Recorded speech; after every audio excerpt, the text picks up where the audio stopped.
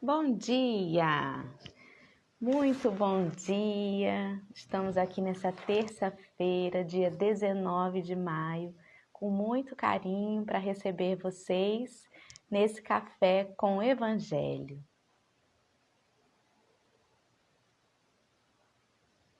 Bom dia, Fabina, Rosane, Cadu, Beth.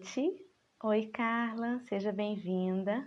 Aline, bom dia.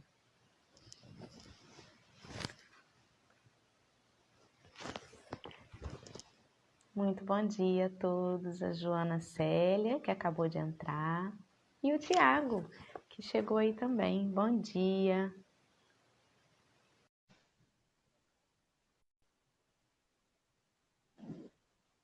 Muito bom dia, Mônica. Tiago. Olá. Muito bom dia. Temos cachorrinho dando bom dia aí também, Tiago? Não, que eu tô sem cachorrinho. Eu tô ouvindo um latido, gente. Uai. Às vezes na Será que eu tô... rua. Porque na hora que começa o café, os bichinhos vêm tudo. Tem os cachorrinhos da minha vizinha, os gatinhos aqui de casa agora estão querendo participar, ficam em volta do telefone, e agora eu ouvi cachorrinho aí desse lado. Então, Aqui muito tem é bem-vindos, passarinho. nossos irmãos Passarinho deve menores. ter. Ai, que bom, que bom. Muito bom dia, Tiago. Que bom ter você de novo aqui com a gente, Eu que agradeço. fazendo se acordar cedo, em plena quarentena aí. Tem que trabalhar, né? Então eu vou começar para a gente ganhar tempo, para a gente não se enrolar, para a gente fazer a prece inicial. Já que o Tiago escolheu fazer a final, eu vou começar então sucintamente para a gente já sintonizar. Certinho. Vamos juntos então, encher o nosso coração, respirar fundo e já começar agradecendo, né, por essa oportunidade da gente respirar este ar, esse oxigênio que a gente está vendo aí cada dia mais limpo, cada dia melhor. E agradecer por essa oportunidade. Lembrando daqueles irmãos que com problemas respiratórios enfrentam com mais angústia este momento de tanta coisa acontecendo, né, no nosso mundo. E pedimos a Deus, nosso Pai, a Jesus, nosso irmão maior, que possa nos ajudar nessa conexão com os elos do bem, das esferas mais altas, a fazer vibrar ainda mais positivamente as energias do nosso planeta Terra, pelo bem de todos aqueles que ainda se encontram no caminho presos às angústias, aos medos, que desconhecem a bondade de Deus, não compreendem ainda a sua divina justiça. Pedimos que nós também, caminhantes ainda tão pequeninos, que tantas vezes vacilamos nessa fé ainda torta, possamos nos fortalecer a cada manhã, a cada novo dia, desejando colocar aqui o nosso coração completamente aberto a tudo aquilo que a gente possa aproveitar da leitura dessa manhã, que nos transforme mais e mais e verdadeiramente. E assim agradecemos a presença do nosso companheiro Tiago, nos trazendo todos os seus pensamentos acerca de seus estudos, agradecendo cada um que se conecta conosco em pensamento nesta manhã. E durante todo este dia, que a gente possa se manter unido e vibrando pelo amor. Que assim seja, graças a Deus. Graças a Deus. Então vamos começar Graças a hoje com o Deus. Tiago aí, no capítulo 11, intitulado Amar o Próximo como a Si Mesmo, né?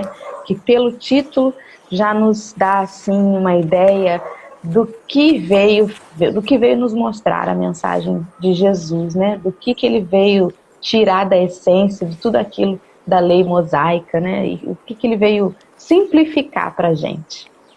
Tiago, Sim. você quer começar lendo? Já sabe como é que a Mas, gente trabalha aqui, né? Lendo e sim. comentando. Então, Tanto fica... faz, posso ler. então vamos lá, pode começar, tudo seu. Então, capítulo 11 de O Evangelho segundo o Espiritismo, amar ao próximo como a si mesmo. Item 1, o maior mandamento. Os fariseus, tendo sabido que ele tinha feito calar a boca dos saduceus, reuniram-se, e um deles, que era doutor da lei, veio lhe fazer esta pergunta para o tentar: Mestre, qual é o maior mandamento da lei? Jesus lhe respondeu: Amareis o Senhor vosso Deus de todo o vosso coração, de toda a vossa alma e de todo o vosso espírito. É o maior e o primeiro mandamento. E eis o segundo, que é semelhante àquele: Amareis vosso próximo como a vós mesmos. Toda a lei e os profetas estão contidos nestes dois mandamentos. Mateus capítulo 22, versículo 34 ao 40.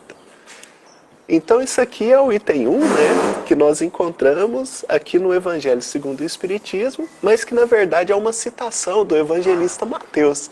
E eu acho que a primeira coisa que é importante a gente definir aqui, que às vezes a gente passa batido no estudo, é a definição dos grupos. Então, por que há essa diferença entre os fariseus e os saduceus? Por que Jesus conversa com os saduceus e parece que os fariseus tomam as dores, né, e vão tentar Jesus? É interessante a gente compreender que esses dois grupos participam de como se fosse um engajamento político à época de Jesus na Assembleia de Jerusalém. Como que funciona isso, Tiago? Em Jerusalém, na Judéia, Jerusalém é a capital da Judéia, a capital dos judeus. Nós vamos encontrar uma assembleia de cerca de 72 homens, que são conhecidos como a Grande Assembleia. E lá há uma disputa política. E aí existe o grupo dos saduceus e o grupo dos fariseus. Os fariseus constituem os doutores da lei, que são aqueles intérpretes da lei de Moisés, os aplicadores, executores e também os vigilantes daquela lei de Moisés, que era cumprida ou não, né? E nós temos os saduceus, que é como se fossem os fariseus, entretanto, de uma outra linha interpretativa. Os fariseus vêm da linha de Hilel, enquanto os saduceus vêm da linha de Sadoc. E qual é essa diferença, Tiago? Sadoc defendia uma interpretação da lei que era mais arraigada ao convívio social e questões ali puramente mais burocráticas. Então, por exemplo, acerca do dízimo, acerca também daquele convívio da lei que se cumpria para a sociedade, enquanto os fariseus se preocupavam com a lei também espiritual. Então, os saduceus não davam muita bola para a vida futura, não acreditavam muito naquela questão de sentimentos e etc. Enquanto os fariseus assim o faziam, interpretando a lei de uma maneira mais profunda e num campo mais emocional. Então aqui, quando fala que Jesus fez calar os saduceus, é porque Jesus trazia um conteúdo também espiritual. Então esse conteúdo espiritual, os saduceus não souberam responder, mas os fariseus, tomando essas dores, foram lá ver o que eles podiam fazer acerca do mestre, né? Então é mais ou menos assim a primeira definição desses grupos. Exatamente. Lá no início do Evangelho, segundo o Espiritismo, a gente estudou, né, um pouquinho falando sobre isso. E os fariseus, eles são bem citados, né, mais citados do que os saduceus. Sim. E aí, antes da gente começar a leitura, eu vim reler sobre os saduceus, e é exatamente isso que você colocou, né? Ele colocou que os saduceus colocavam as boas obras e a observância pura e simples da lei acima das práticas exteriores do culto. E é bem diferente dos fariseus, que eram muito preocupados com esse culto exterior, né? Sim. E, na verdade, nem outro estava preocupado com sua reforma íntima, né? Em intimamente realizar aquelas mudanças. Então, ambos tinham isso em comum, deles estarem, de certa forma, mais ligados a coisas exteriores. Apesar dos saduceus eles não se preocuparem com a vida futura e tudo mais, isso não quer dizer nada, porque há muitos materialistas que também não vislumbram essa possibilidade, mas que desejam melhorar-se a cada dia, né? Então é uma coisa que tem mais a ver com o interior do sujeito mesmo, do que necessariamente Sim. com o nome ou a categoria que ele ocupa. É interessante também quando fala acerca do maior mandamento da lei, né?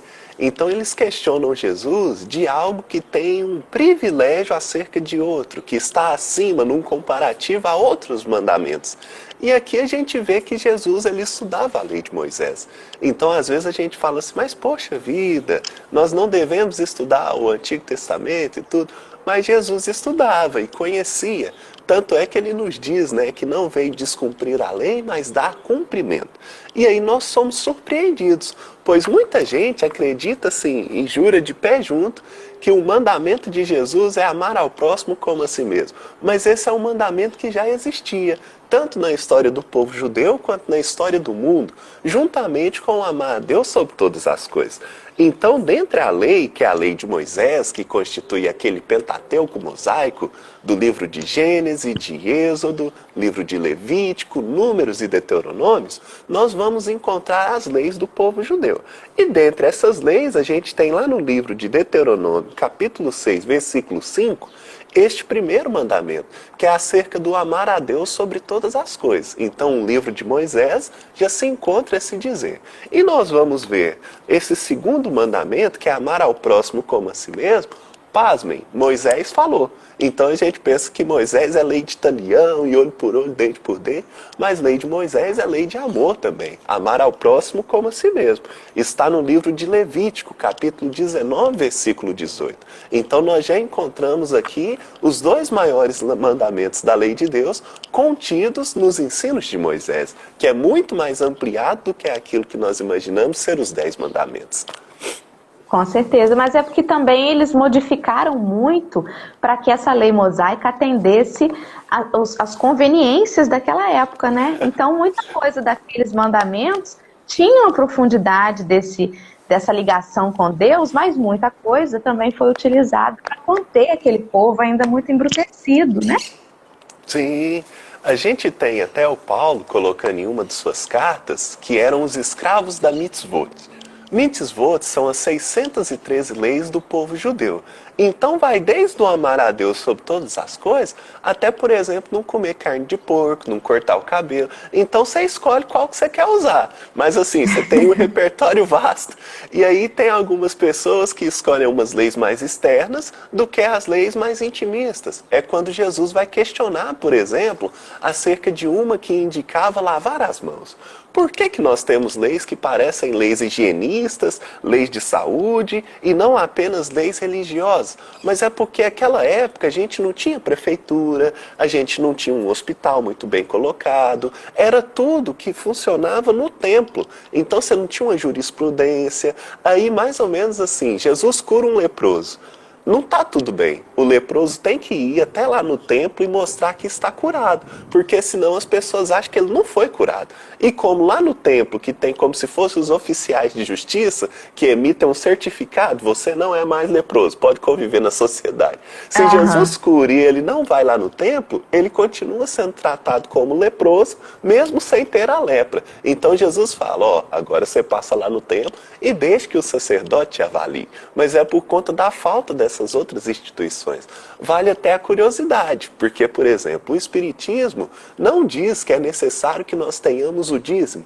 Aí a pessoa fala assim, mas poxa, Tiago, lá na Bíblia tem esse direcionamento para que a gente tenha o dízimo.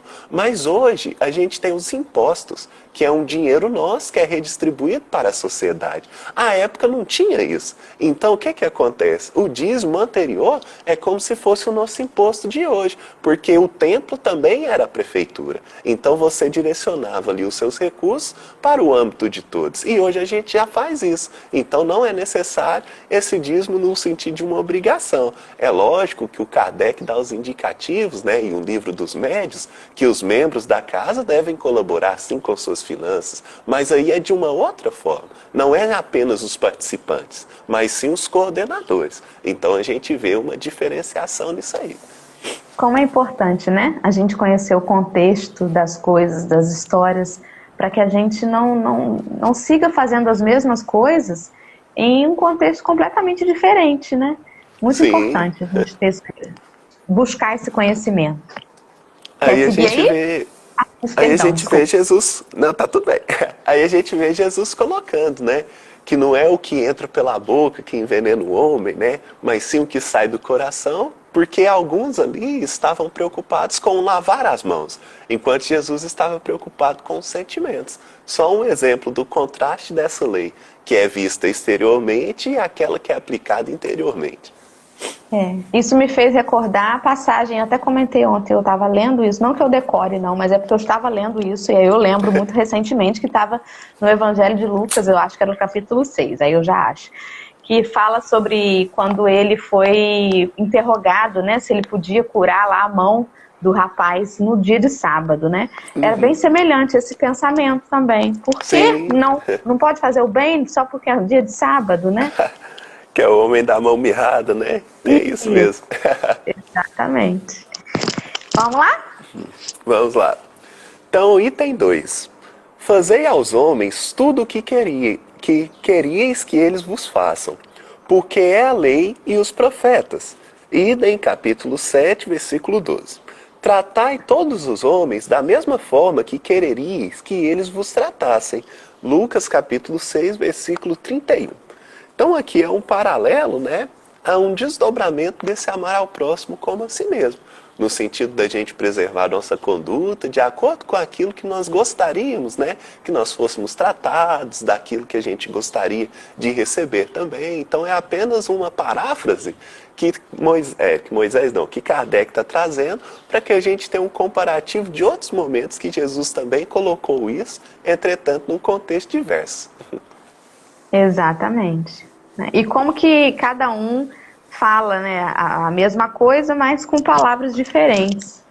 Que a essência é o que a gente tem que se pegar, na verdade, né? A gente não sabe exatamente como ele falou. A gente recebe a informação daqueles que passaram, né, como apóstolos, como mensageiros do próprio Jesus, a mensagem. O bonito também aqui... pode a falar. Luiane comentou aqui que ela não lembra nem o que almoçou ontem, mas que você tem os capítulos e versículos na ponta da língua, Tiago. Tem nada, eu tenho a cola aqui, ó. É tudo cola que eu tenho. Essa parte dos evangelhos é interessante, né? Porque, assim, muitas das vezes, e é uma curiosidade do pessoal, você fala assim, nossa, mas para que tem 4 evangelhos? Tem o de Mateus, de Marcos, de Lucas, de João, por que não é um só? Porque cada um foi escrito com um objetivo. Então, dentro, por exemplo, do estudo teológico desses evangelhos, a gente tem até figuras de animais. Então, o evangelho de Mateus, por exemplo, é o evangelho do leão. O evangelho de Marcos é o evangelho do boi, o evangelho de Lucas, o evangelho do homem, e o evangelho de João, o evangelho da águia. E aí a gente tem um contraste, porque os primeiros 3 animais são animais que andam no solo, porque são evangelhos que são considerados como sinópticos, que trazem um Jesus mais humano. Então fala da encarnação do mestre, da mãe, das visitas, a genealogia, enquanto o de João é um animal aéreo, que é a águia. E a águia, sendo o animal dos ares, apresenta um Jesus um pouco mais elevado. Então, no início, não está encarnando um homem, está encarnando o Logos, está encarnando o verbo, uma ideia, um modo de ser e agir no mundo. Então, a gente vai vendo que são focos diferentes. Por isso que é importante ler os 4 evangelhos, porque cada evangelista dá um olhar diverso acerca da personalidade do mestre, direcionado para um povo. Então, Mateus escreve aos judeus, Marcos escreve aos romanos, Lucas escreve aos gentios e João escreve para a universalidade das pessoas no sentido metafórico. Excelente. Muito obrigada. Muito bom. É verdade. Agora tudo faz sentido, né, Tiago? Quando a gente estuda na profundidade, quando a gente descobre esses porquês, né, nada ao acaso, aí tudo começa a fazer mais sentido, fica mais gostoso ainda de estudar. Muito obrigada. Vamos seguir. O que é isso? Eu leio? Você lê agora? Leio, posso ler. Item 3. O reino dos céus é comparável a um rei que quis tomar contas aos seus servidores. Tendo começado a fazê-lo, apresentaram-lhe um que lhe devia 10.000 talentos. Mas como não tinha meios de os pagar, mandou seu senhor que o vendessem a ele, sua mulher, seus filhos e tudo o que lhe pertencesse para pagamento da dívida. O servidor, lançando-se aos seus pés, o conjurava, dizendo: Senhor, tem um pouco de paciência e eu te pagarei tudo. Então o Senhor, tocado de compaixão, deixou-o ir e lhe perdoou a dívida. Esse servidor, porém, ao sair, encontrou um de seus companheiros que lhe devia 100 dinheiros, veja bem, bem menos, né? O segurou pela goela e, quase a estrangulá-lo, dizia: Paga-me o que me deves. O companheiro, lançando-se aos seus pés, o conjurava, dizendo: Tenha um pouco de paciência e eu te pagarei tudo. Mas o outro não quis escutá-lo. Foi-se e o mandou prender, para tê-lo preso até pagar o que lhe devia. Os outros servidores, seus companheiros, vendo o que se passava, foram extremamente aflitos e informaram o Senhor do que acontecera.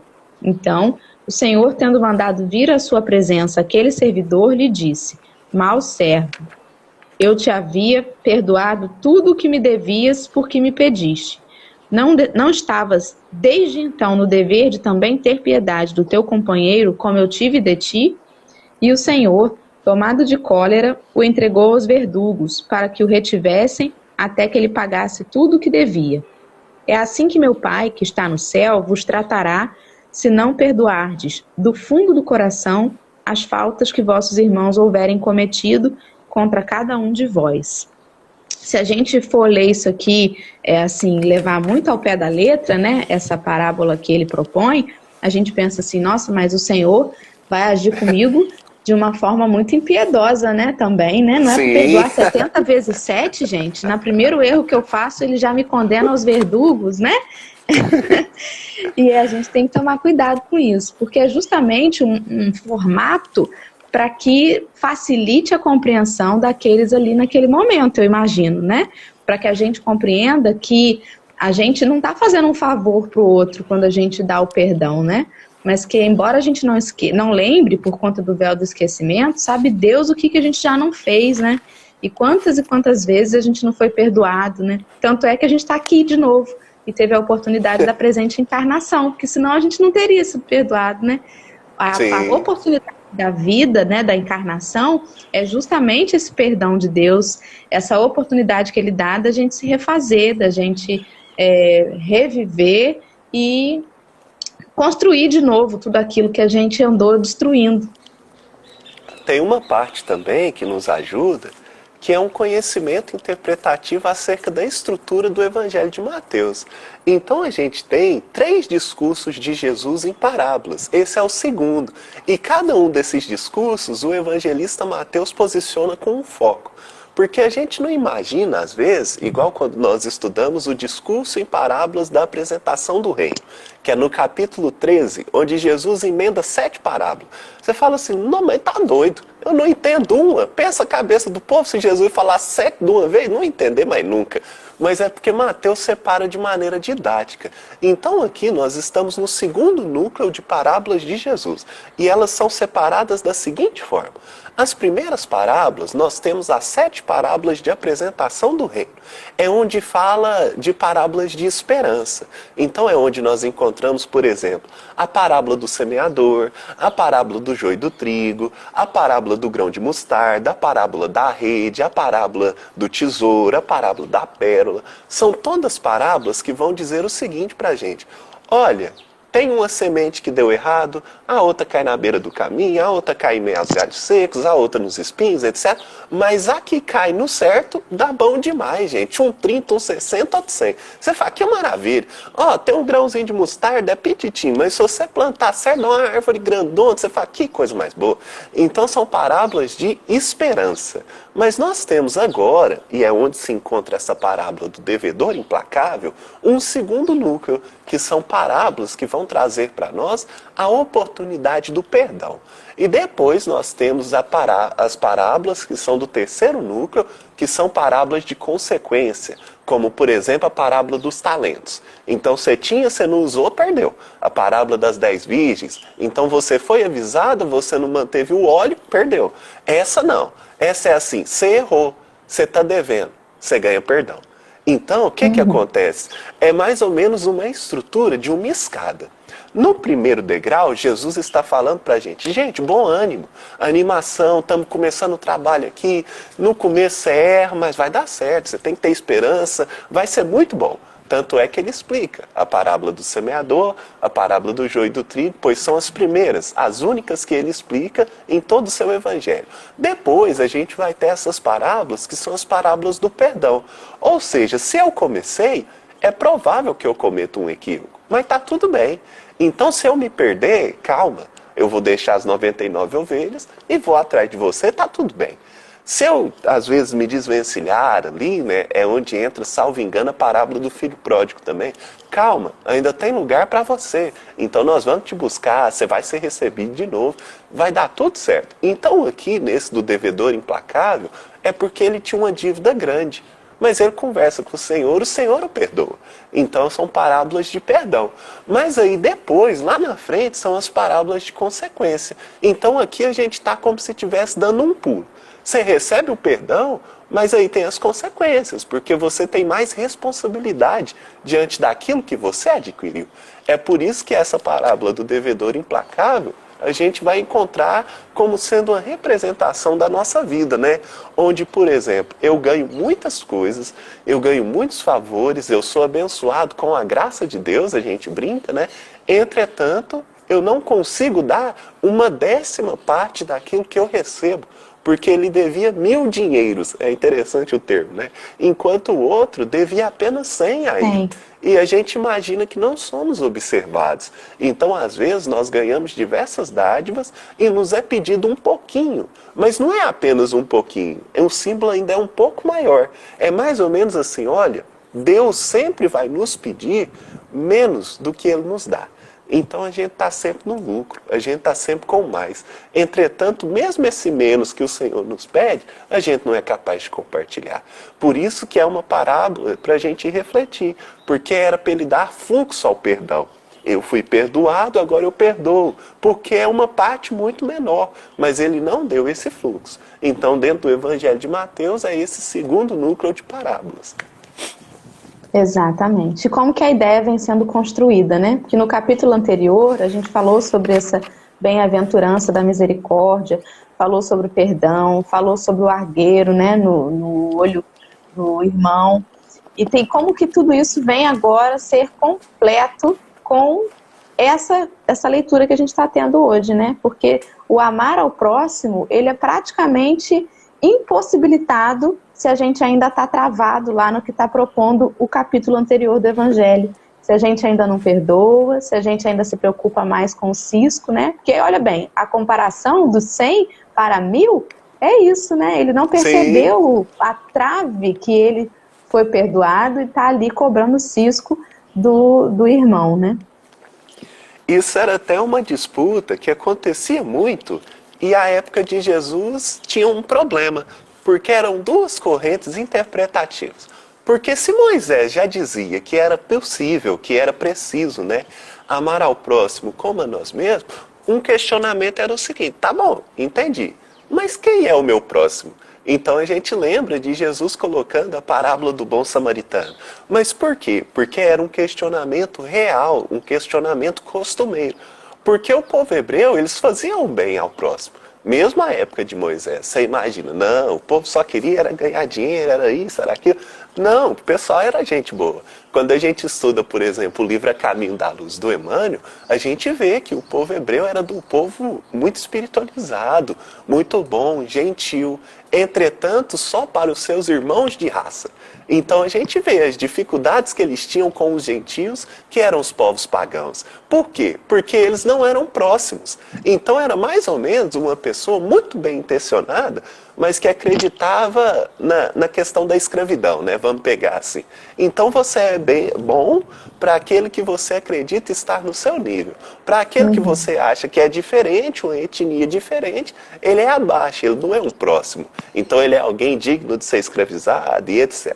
Aí aqui, a época de Jesus, existia essa discussão, que são as duas linhas interpretativas, inclusive, da vinda do Messias. Então Jesus, ele era aguardado.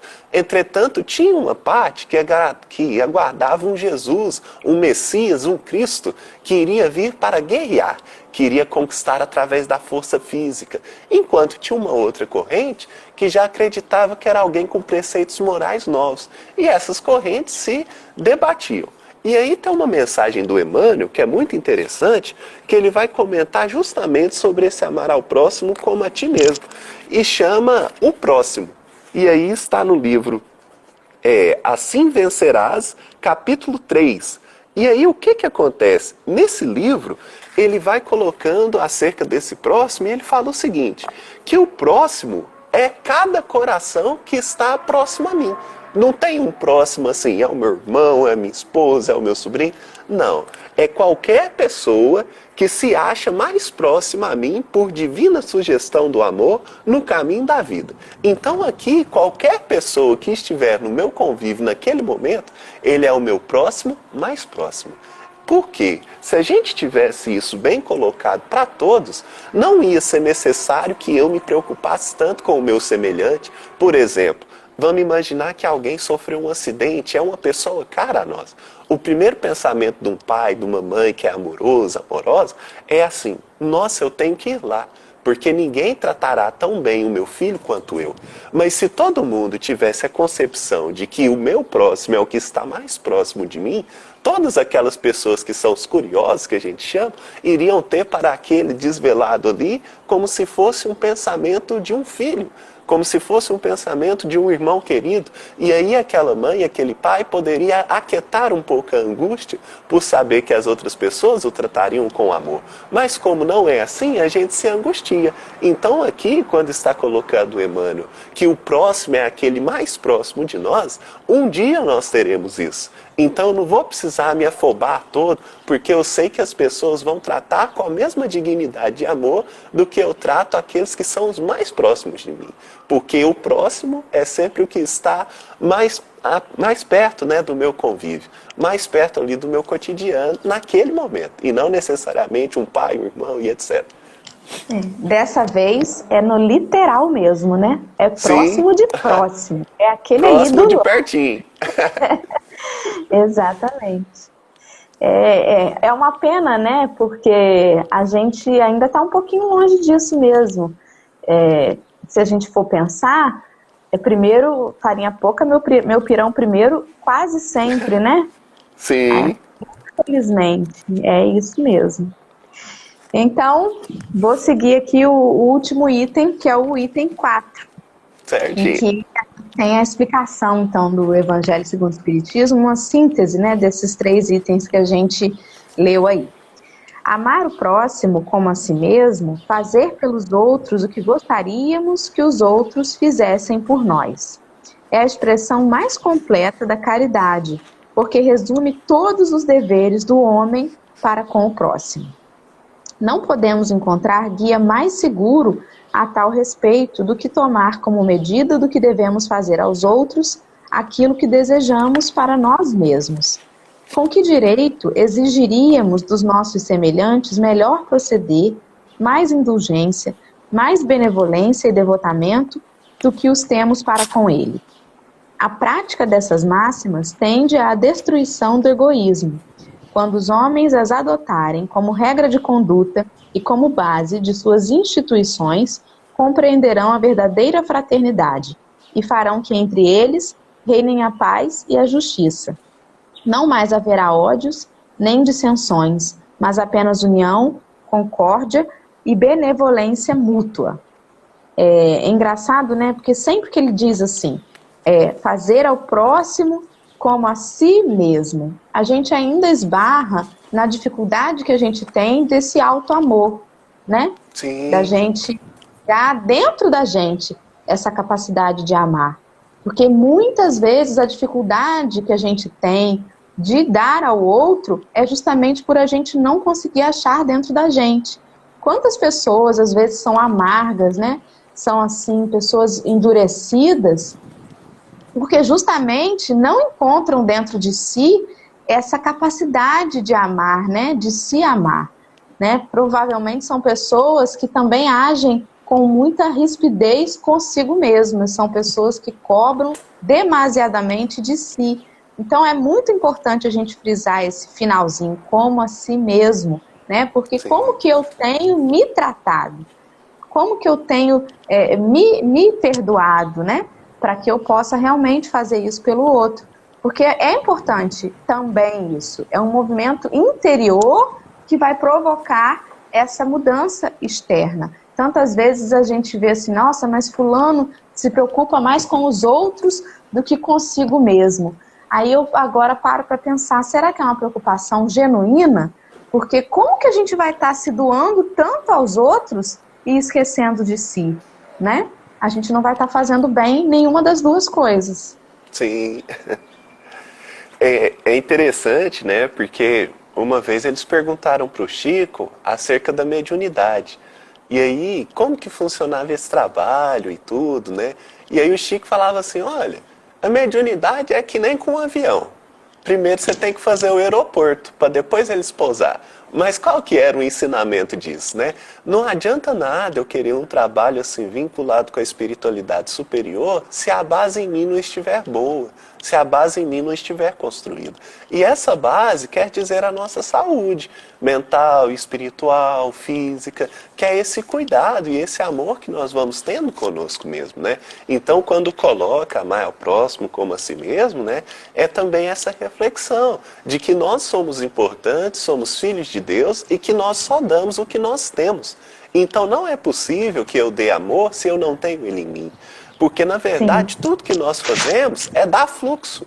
Então, na verdade, eu me sinto amado e assim eu posso amar as outras pessoas. Então, eu me sinto querido e assim eu posso ter pessoas que me são queridas também. Sempre dando esse fluxo. Mas se eu não acho merecedor dessa dádiva divina, o que vai acontecer comigo? É como se eu tapasse todas essas dádivas que eu sou capaz e plausível de receber. E aí eu dificulto todo o processo. Então a gente vai ver a todo momento Jesus dando esse valor ao indivíduo. Então as pessoas chegam próximas de Jesus, né, e se ajoelham e o chamam de bom e falam, você me curou, e Jesus de maneira nenhuma.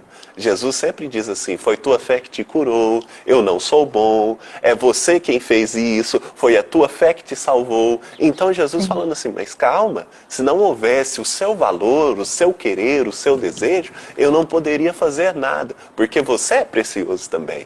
E aí quando a gente coloca, não Jesus, mas eu não sou merecedor, nada disso. Aí ele fala, mas espera aí, não está escrito na lei, vós sois deuses? E aí a gente fala, não mestre, mas o que é isso? Aí ele fala assim, mas espera lá, não foi você que me escolheu, foi eu que escolhi a vós. Então o que ele vai fazendo? Vai como se fosse retornando a autoestima do sujeito.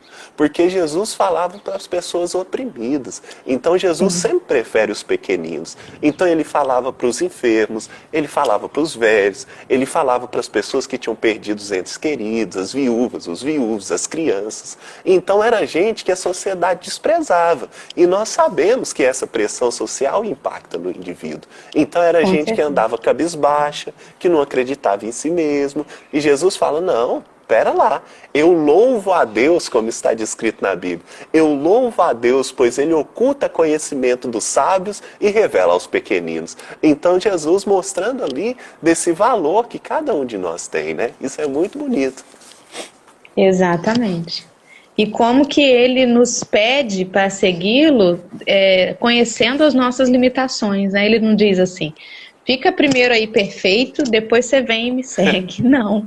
Sim. É justamente assim, você já pode, você já é capaz com o que você tem, né? Olha para dentro de você e vê o que você já pode fazer e com o que você puder, você vem, né?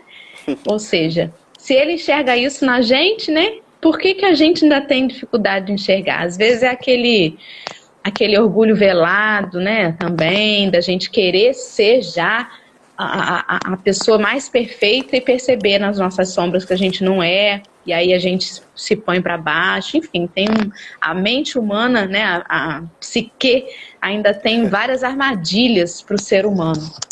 Mas quando a gente se deixa um pouquinho de lado, né? Quando a gente deixa as nossas sombras um pouquinho de lado e usa um pouquinho da luz que a gente já tem pelo outro, a gente vai trabalhando essas sombras sem se machucar, sem perceber, assim, sem se mutilar.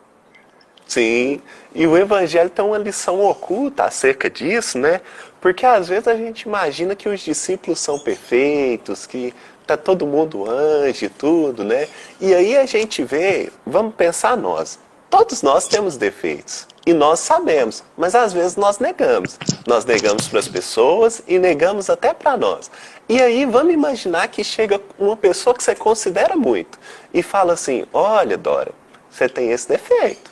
Olha, Tiago, você tem esse defeito. E aí você fala, não, mas de jeito nenhum, o que é isso? Passou. Mas vamos imaginar Jesus. Jesus, que é o mestre que nunca errou, encarnado. Aí Jesus vira e fala, ó, você tem esse defeito. Mas aí nosso orgulho às vezes é tão grande que você fala, mas não tem não de jeito nenhum, o que é isso? Foi isso que aconteceu com Pedro. Então podia ser qualquer pessoa, mas era Jesus. Pedro que viu Jesus curando, viu Jesus falando com os fariseus, viu Jesus sendo o Messias, ele gostava e confiava em Jesus.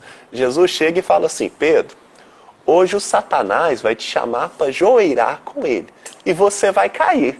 E aí Pedro fala, o que é isso, mestre? Isso é mentira, não vou cair não, vou com você para qualquer lugar. Isso mostra quando o nosso orgulho está um pouquinho passado. Porque nós não conseguimos valorizar, não é qualquer pessoa falando que nós vamos errar. É Jesus falando assim, olha, você ainda não está pronto e está tudo bem. Porque Jesus diz assim, Satanás te chamará para joeirar com ele, mas não temas, porque eu já roguei ao Pai para que ele não desfaleça a sua fé. E tu, quando voltardes, vá e auxilie os seus irmãos. Então Jesus está falando assim, ó, já vi você errando, já vi você caindo, mas não tem problema não, você vai voltar. Quando você voltar, volta humilde e auxilia os que ficou para trás. Então Jesus também já tem um conhecimento das nossas falhas, já tem um conhecimento dos nossos erros. E isso fica perceptível porque ele não nos pede mais do que a gente consegue dar. Então, por exemplo, quando nós vemos a dupla de pescadores que são irmãos, que é o André e o Simão. Jesus chega e não fala assim, olha, venha para você ser, por exemplo, um engenheiro de homens. Não, porque o Pedro não era engenheiro, o Pedro era pescador. Então, Tem aqui.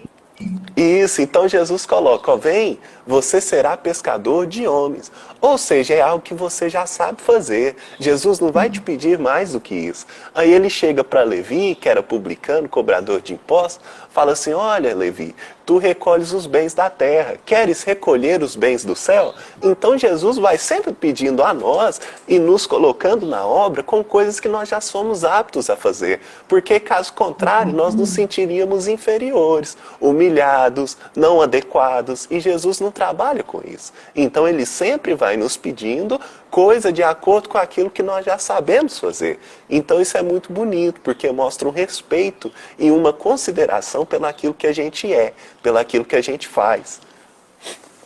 Exatamente. É engraçado, né, como que as coisas vão se encaixando. A gente falou exatamente sobre isso ontem, né? Exatamente sobre isso. E quando a gente se permite entender o nosso papel e até onde a gente pode ir, a gente consegue com mais facilidade ter essa indulgência com o outro e compreender que o outro tem também seu limite, que o outro também tem as suas dificuldades e que cada um dá aquilo que pode, né? E que a gente se esforce por dar sempre mais, mas que respeite o limite de cada um. É isso. Então, começamos o capítulo muito bem. Pode falar. E aí falar. tem uma reflexão, né, que a gente faz que ela é inevitável. Porque você pensa assim, mas poxa, se Jesus não veio ensinar a amar a Deus sobre todas as coisas e ao próximo como a si mesmo, qual é o mandamento de Jesus, o ensinamento de Jesus, né? Que eu sempre pensei que Jesus veio ensinar a amar o próximo como a si mesmo. E aí agora eu estou descobrindo que não é, agora eu estou sabendo que Moisés que falou, que Jesus só citava. Aí eu fiquei um pouquinho triste, né? Aí nós temos o Emmanuel comentando sobre isso, que ele fala que não apenas Moisés ensinou isso, né? Mas a gente tem uma mensagem chamada a regra áurea, que está no capítulo 41 do livro Caminho, Verdade e Vida.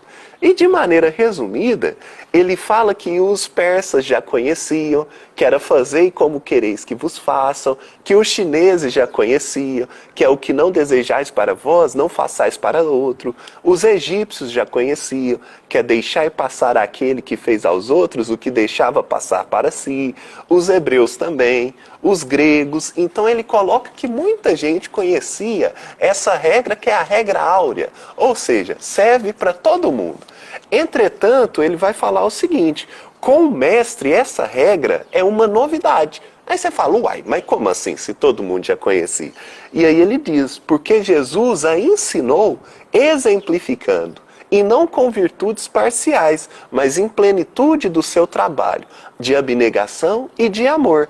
Então, nas praças públicas, você sabia que aquela lei estava sendo cumprida e revelando-se aos olhos da humanidade inteira. Então, você não tinha dúvida mais. Porque imaginemos nós, um professor que chega e fala, olha, gente, você tem que resolver... Você tem que resolver, não, ele fala... 5 mais 5 é 10. Aí você, beleza, professor, 5 mais 5 é 10. Mas como que eu faço? Aí ele não te ensina que você conta 5, 6, 7, 8, 9, 10. Ele só fala 5 mais 5 é 10. Aí você fala assim, mas me mostra, professor. Aí ele, não sei. Eu só aprendi que 5 mais 5 é 10. Então era assim que processava-se esse entendimento. Sabia que tinha-se que amar ao próximo como a nós mesmos, mas se alguém questionasse, não, então como é que faz? Me mostra. Aí a pessoa, não sei, eu não dou conta de fazer. Com Jesus não há isso. E Jesus nos apresenta um mandamento que é superior a todos, que é o mandamento que ele mesmo nos dá. Esse que Moisés não exemplificou, esse que não existia no Antigo Testamento. E nós podemos dizer que é o mandamento de Jesus, que é amai-vos uns aos outros como eu vos amei. Então esse é o mandamento de Jesus. Ele fala quando ele está se despedindo, nós conhecemos como Santa Ceia. Então ele reúne a todos e fala assim, olha, se vocês me amardes, né, guardareis os meus mandamentos, eu rogarei ao Pai, ele vos enviará um Consolador. É no meio daquele discurso todo, e Jesus fala assim, olha, vós não sois mais servo, porque o servo não sabe o que faz o seu Senhor, mas eu tenho vos chamado amigos, porque tudo que eu aprendi do meu Pai, eu tenho compartilhado convosco. E aí ele fala, um novo mandamento vos dou, que amai-vos uns aos outros como eu vos amei. Então é uma coisa nova, é uma coisa que até então não existia. E aí o Emmanuel tem uma mensagem que ele comenta sobre isso. E o título chama-se O Novo Mandamento, que está no livro Caminho, Verdade e Vida, agora no capítulo 179. E ele fala que apesar de parecer o amar ao próximo como a si mesmo e uns aos outros como eu vos amei, é muito diferente. Por quê? Porque esse novo mandamento, ele estabelece uma intimidade legítima entre aqueles que seguem ao Cristo. E aí, desenvolvendo essa ideia, o Emmanuel diz que em qualquer círculo do Evangelho, em que essa característica não assinala as manifestações dos companheiros entre si, os argumentos da Boa Nova podem haver atingido os cérebros indagadores, mas ainda não penetraram o santuário dos corações. Então esse é o mandamento do cristão legítimo. Porque amar ao próximo como a si mesmo, a gente vai conseguir uma hora. Isso aí vai dar certo. Agora, amar como Jesus amou é como se fosse um passo além. Porque é o amor que tem as escalas, né?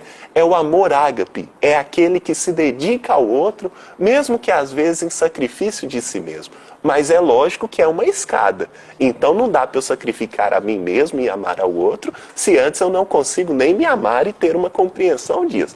Então é como diz o outro, né? A gente põe a sandalinha da humildade e se enxerga no grau que nós estamos. Ainda não dá para que eu ame o outro em sacrifício de mim mesmo. Por quê? Porque senão eu fico magoado, eu me acho que eu fui ofendido, eu vou ficar com rancor, eu vou achar que a pessoa foi ingrata, aí não dá. Que aí eu já começo no trabalho, dedico um pouquinho a mais, a pessoa não fala obrigado, eu falo, aí tá vendo, né, Deus? A gente vai ter que tomar uma providência. Então não tem como ainda, a gente tem que ver qual o nosso grau de amor para a gente se localizar bem. Mas o mandamento de Jesus, de fato, é esse que exemplifica o amor ao outro, mesmo que em detrimento a si mesmo. Então esse é o maior amor, como Jesus vai falar. Ninguém tem maior amor do que esse, de dar a vida por um amigo. Então é quando você, não que você tenha que morrer, mas é quando você sacrifica coisas da sua vida para a bênção a um semelhante, né? Para o semelhante ali poder ter algum tipo de amor, de privilégio, de boa-aventurança. Então esse é o maior amor, mas tem um degrau, né? A gente vai fazendo um de cada vez. Exatamente, vai respeitando os nossos passos, né? Então, na verdade, Sim. esse amar ao próximo, como a si mesmo, ele foi o que Jesus sintetizou, né, de toda aquela lei mosaica, mas ele completou no final com o seu mandamento, como você bem explicou para nós. E é isso, nosso tempo está acabando. Hoje a gente nem conseguiu ler muito as colocações dos nossos irmãos. A Cirleide está indo trabalhar lá. Deus desejou um bom dia para todos. Elogiou o Tiago, muitos elogios ao Tiago. Muita gratidão de todo mundo. E como tem pouco tempo, vou deixar você encerrar, né, com o que você trouxe para nós, com a sua prece final, te agradecendo mais uma vez pela sua disponibilidade e o carinho com que você prepara a leitura e o estudo para nós. O que é isso, minha amiga? Eu que agradeço o convite, desejo aí um bom dia para todos, né? Depois eu dou uma lidinha nos comentários aí depois. Mas já fica de antemão meu agradecimento. E as coisas boas que fala é de Jesus, gente. As coisas ruins ainda é as minhas. Aí nós vamos separando o joio do trigo. Eu trouxe aqui, conforme é costumeiro, né? Uma poesia ou uma música. Aí da outra vez eu trouxe uma música. Aí dessa vez eu trouxe uma poesia. Essa poesia do espírito de Maria Dolores se encontra no capítulo 28 de um livro que tem o seu próprio nome, Maria Dolores. E essa poesia chama Dom de Deus. É uma psicografia do Chico Xavier. Aí eu vou ler, fazer um comentário petitinho e já faço a prece já. E aí essa poesia, chamada Dom de Deus, começa assim. Alguém um dia perguntou a Michelangelo enquanto ele esculpia: Senhor, por que razão martelar esta pedra indefesa? Não seria mais justo deixá-la em paz no coração da natureza? O escultor, entretanto, respondeu simplesmente, sem alterar a voz: um anjo mora preso neste bloco maciço e tem o compromisso de trazê-lo até nós. E batendo e cortando, aresta sobre aresta, aparando e brunindo, o mármore que entesta, vê afinal o instante em que ele próprio exulta. A obra-prima que jazia oculta aparece soberana. É um anjo que sorri, quase em filigrana.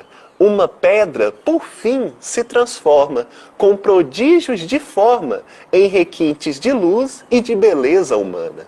Assim também, alma querida, quando a dor te ameace ou te amafanhe a vida, não grites maldições, nem fabrique labéus. A prova é a força que te aperfeiçoa, a dor de Deus, um dom profundo que te arranca do mundo para brilhar nos céus.